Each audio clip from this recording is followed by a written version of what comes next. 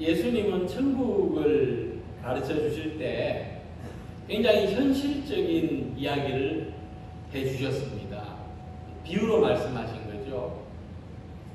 마태복음 13장에만 봐도 씨를 뿌리는 농부, 밭에서 자라는 가라지, 겨자씨, 누룩이 반죽을 발효시키는 것, 또 땅에 보물이 감춰져 있는 것, 이런 이 7가지의 이야기가 모두가 아주 현실에서 우리가 경험할 수 있는 이야기입니다. 오늘 말씀도 천국은 어떤 포도원 주인과 같다 이렇게 말씀하셨습니다. 포도원 주인은 많죠. 땅을 가진 사람, 밭을 가진 사람이 많습니다. 현실에서 우리가 경험하고 만날 수 있는 사람들이죠. 예수님은 천국이 어떤 상상의 세계가 아니라 이미 임하여 있고 아직은 임하지 않은 그런 현실적인 세계다라는 것을 우리들에게 말씀해 주신 겁니다. 오늘 내용을 보면은 어떤 포도원 주인이 일꾼을 모집해서 포도원에 일을 하게 하고 약속한 대로 일당을 줍니다. 당시 유대 지방에서 특히 갈릴리 지방에서 흔히 볼 수 있는 모습이었습니다. 근데 굉장히 놀랍고 특이한 것은 뭐냐면 이 주인이 품삯을 주는데 아침 일찍부터 와서 하루 종일 일을 한 사람하고 일을 마칠 때쯤 와서 겨우 1시간 일을 한 사람하고 똑같이 일당을 주었다고 하는 거예요. 물론 그들은 모두가 계약한 대로 받았습니다. 시급으로 계약했다면 12시간 일한 사람은 12시간만큼 받을 것이고 1시간 일한 사람은 1시간 일한 만큼 받았을 것인데 그들은 어쨌든 하루 품삯을 약속받았습니다.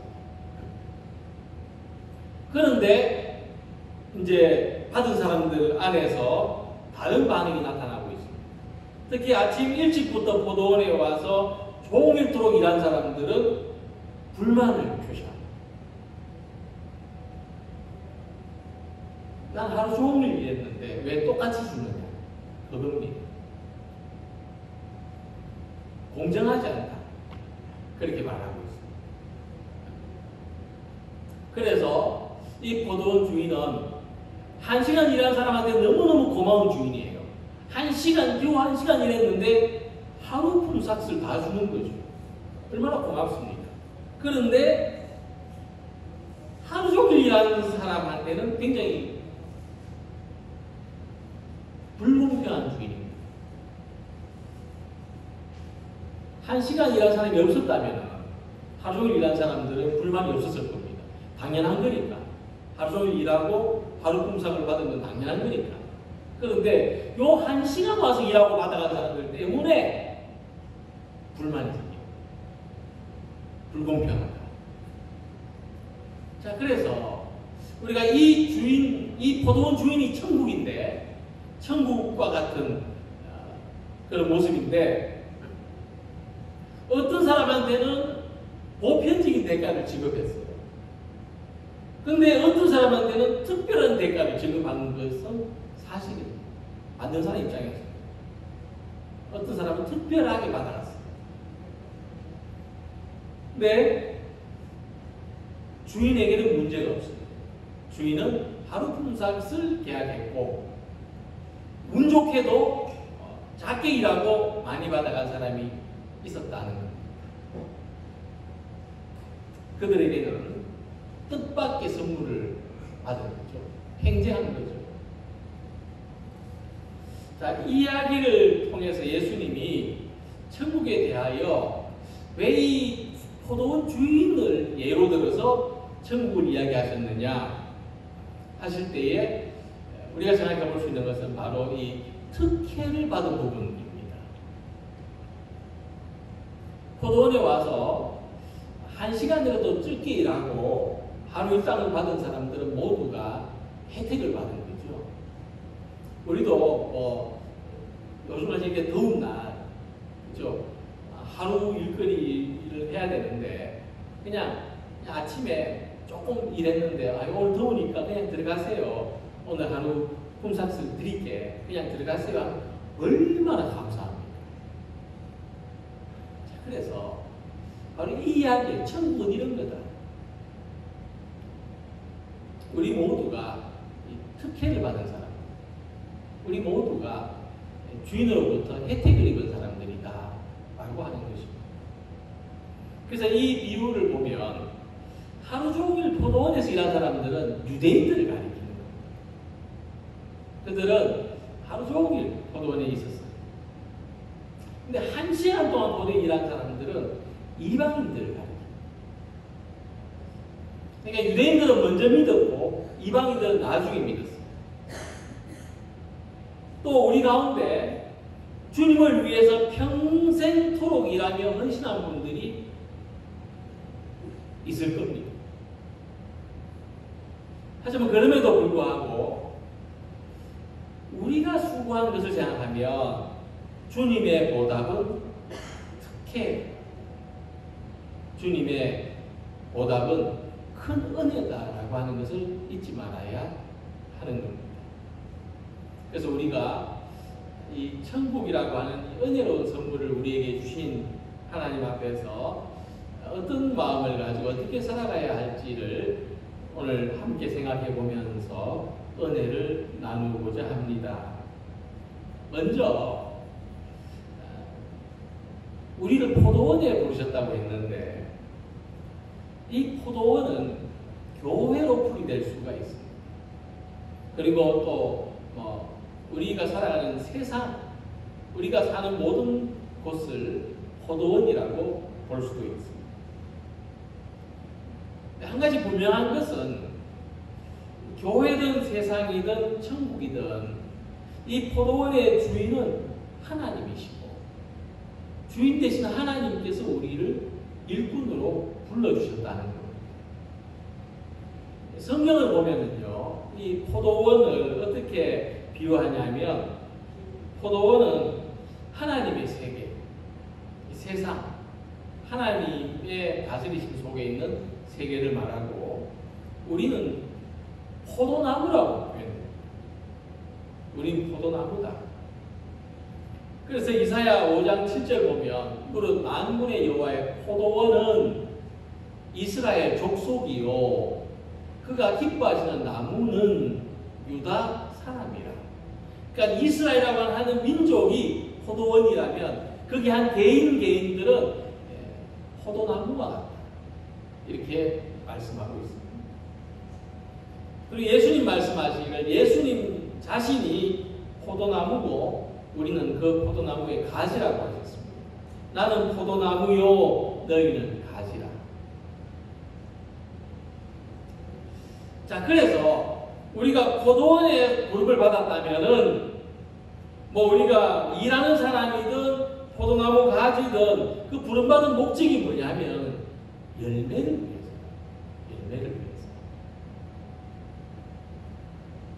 그래서 하나님의 보상은 언제 부르심을 받았느냐가 아니라 하나님의 은혜라고 합니다.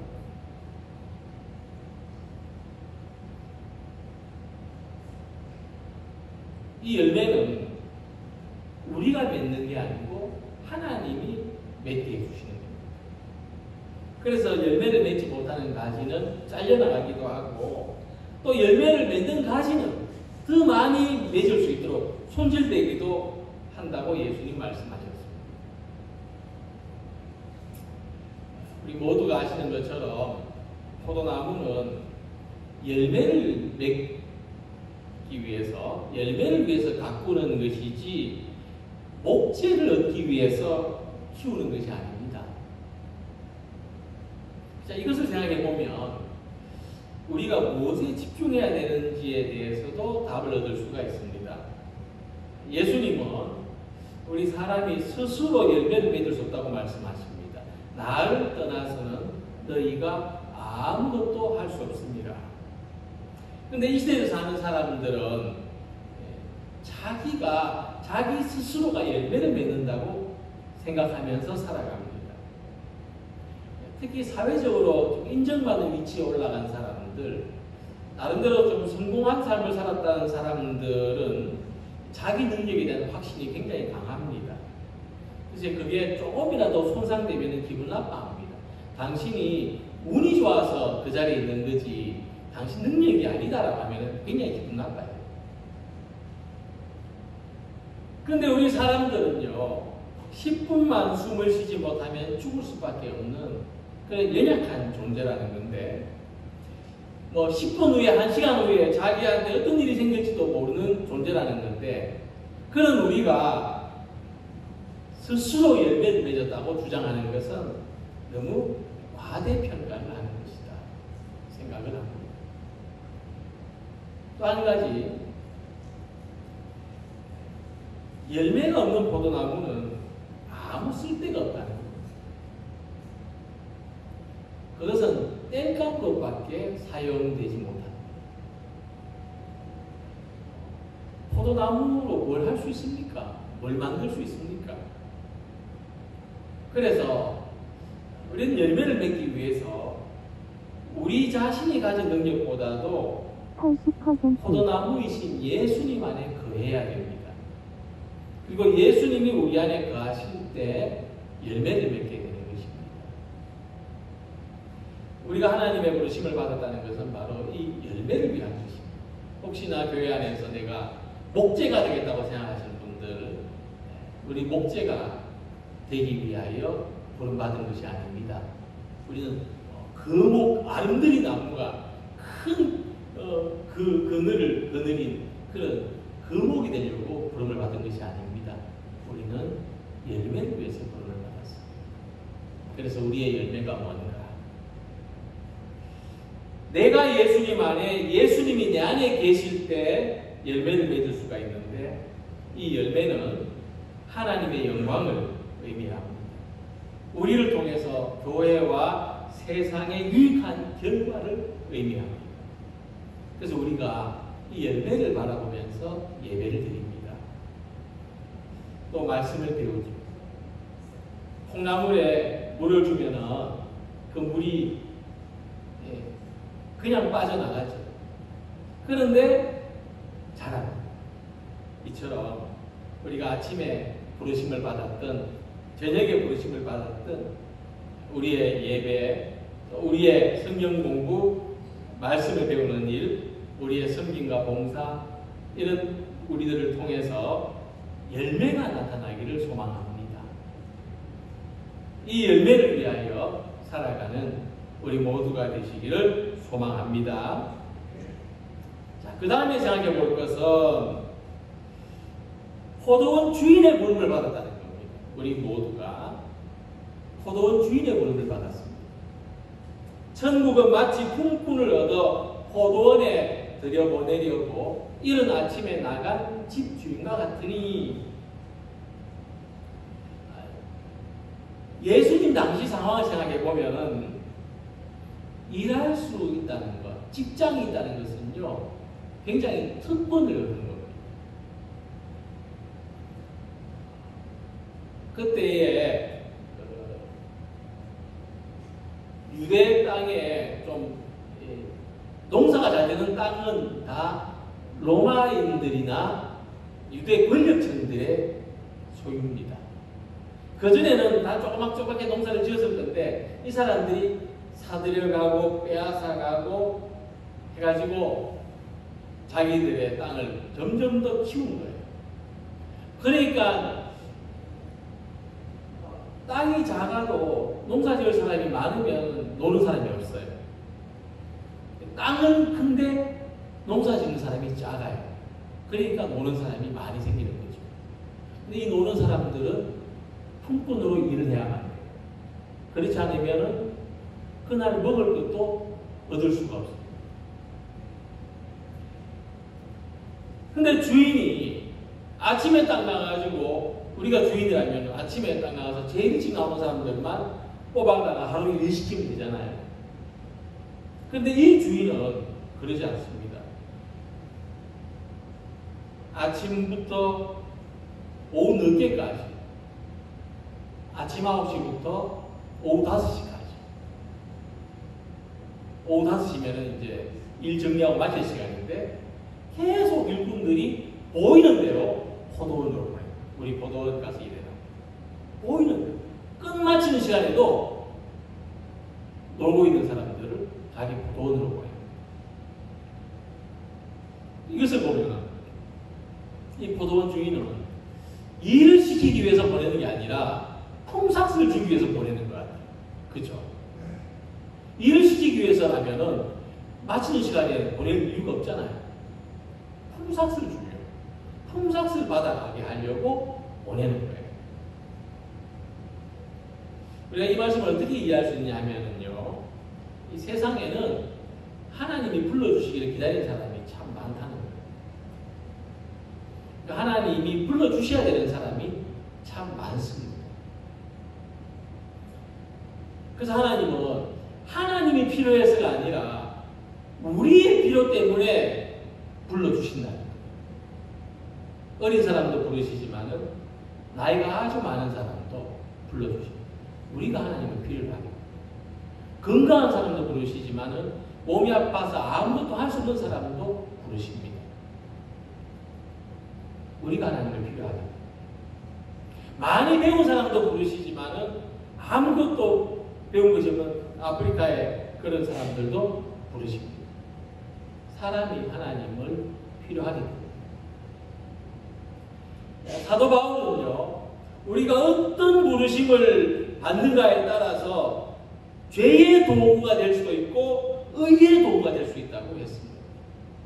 어릴 때 깡패들한테 부름을 받은 사람은 커서 깡패가 되지만, 어릴 때 좋은 봉사하는 단체에 부름을 받은 사람은 나중에 좋은 봉사하는 사람이 됩니다.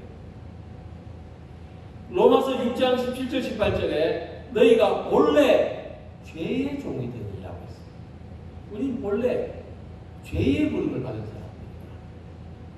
죄의 종으로 하나님을 알지 못하고 은혜를 알지 못하고 구원을 알지 못하고 살아갈 운명이었다는 겁니다.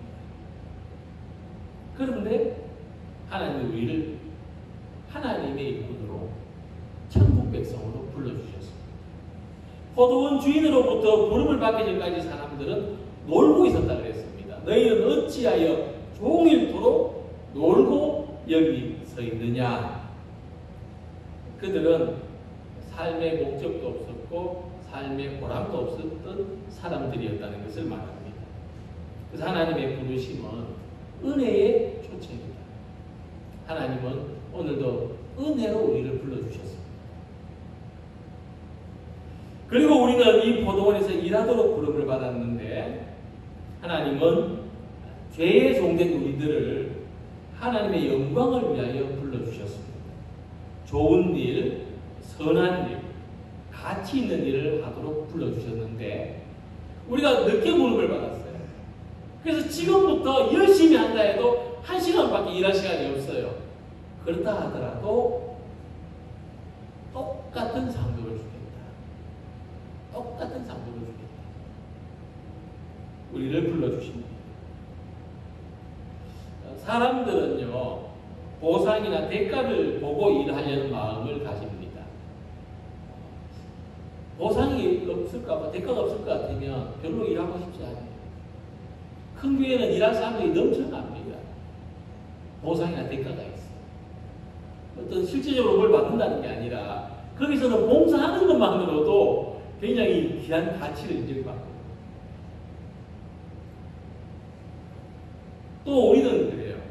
이왕 일하려면 월급 좀 많이 주는 데 가서 일하고 싶어 해요. 같은 일을 하면 정직원으로 일하고 싶어 하죠. 사람은 보상에 대한 기대가 있어요. 그런데 꼭 이 보상이라는 것은 어떤 물질적인 것만으로 계산될 수가 없는 겁니다. 혹시 주변에 그런 분들을 보신 적 있는지 모르겠는데 수입이 적어도 보람을 선택하는 사람들이 있어요. 봉사하는 마음으로 일하는 사람들이 있어요. 그래서 오늘 우리들도 그렇습니다. 우리는 교회를 위해서 하나님의 영광을 위해서 살아갈 수 있는, 거기에서 기쁨을 얻고 보람을 얻는 성도들이 되시기를 소망합니다. 그래서 지금 우리가 살고 있는 자리가, 이 신앙의 공동체가 하나님께서 우리한테 기쁨을 주시기 위해서 부르셨구나, 우리에게 보람을 주시기 위해서 부르셨구나, 나라는 사람이 이렇게 가치 있는 사람이구나, 이런 것을 발견하는 우리 모두가 되시기를 기원합니다. 그리고 세 번째로 본문을 보면은 포도원에 먼저 들어온 사람들은 뒤에 들어온 사람들하고 똑같이 받아서 억울하다고 말합니다. 이 사람들은 뒤에 들어온 사람이 뭐 많이 받은 것에 대해서 원망이기도 한데, 결론적으로 따지고 보면은 내가 받은 게 너무 적다, 나는 더 많이 줘야지, 시간에 비례해서 뭐 10배는 못 주더라도 그래도 갑절 정도는 줘야지, 이런 거. 그래서 먼저 온 자들이 와서 더 받을 줄 알았더니 그들도 한 데나리온씩 받은지라. 받은 후 집주인을 원망했다. 자, 예수님은 이 말씀을 통해서 하나님을 먼저 믿은 유대인들이 하나님을 나중에 믿은 이방인들이 똑같이 천국 들어가는 것에 대해서 불공평하다고 항의하는 것으로 설명하십니다. 그래서 이 같은 내용을 보고서는 똑같은 구원을 받을 바에야 차라리 죽을 때쯤 돼서 예수님 믿는 것이 훨씬 더 현명하다고 생각하는 사람도 있을 겁니다. 실제로 그렇게 말하는 사람도 봤습니다. 그러나 구원과 천국은 우리의 수고에 따른 보상이 아니라는 것을 알아요. 하나님의 약속이고 은혜라는 것입니다. 믿음은 조건이 아닙니다. 믿음은 응답입니다.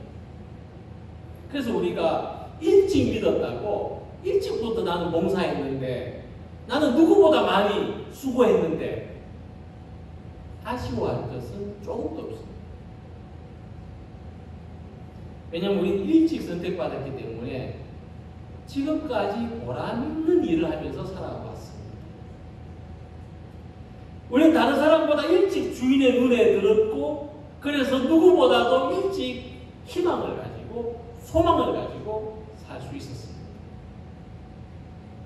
하지만 늦게 선택된 사람들은 선택받기까지 얼마나 조마조마했겠습니까? 오늘 내가 선택 못 받으면, 오늘 하루 공치면 아무 수입이 없는데, 우리 식구들은 오늘 하루 굶어야 되는데, 그래서 먼저 부름받은 일꾼들은 어떤 마음을 가져야 되냐면은 나중에 온 사람들을 환영해줘야 돼요. 축하해야 돼요.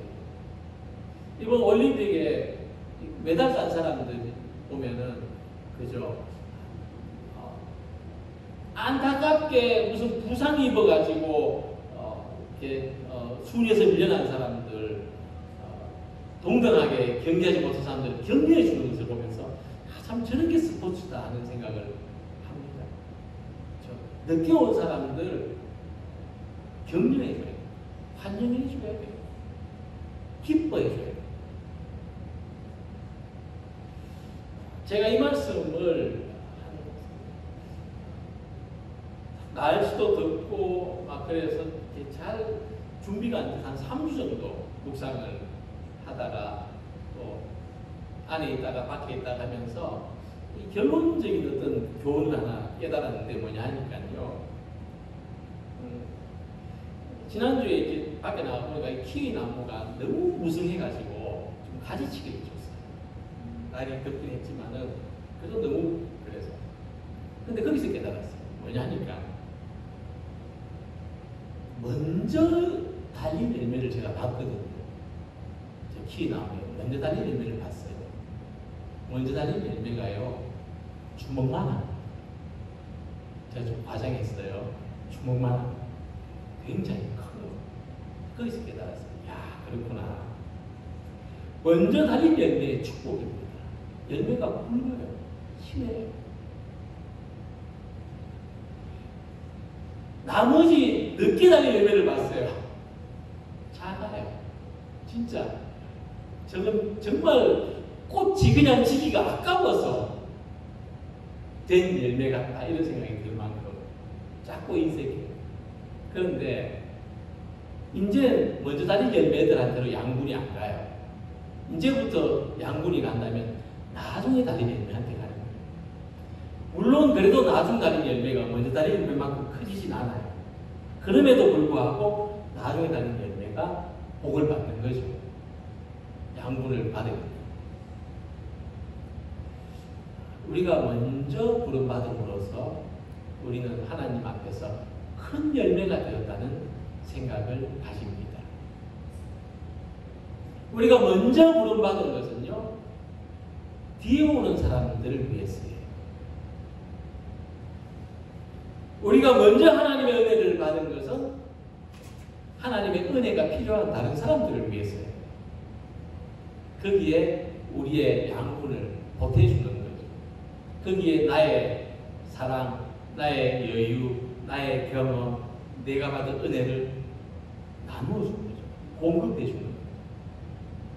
그래서 우리는 늦게 하나님의 부르심을 받은 사람들도 우리와 같이 천국의 기쁨을 누릴 수 있도록 기도하고 또 소망해야 되겠습니다. 이 좋은 마음을 가져서 우리가 교회를 위해 사는 수고, 하나님의 영광을 위해 살아가는 일들이 더 풍성하게 됩니다.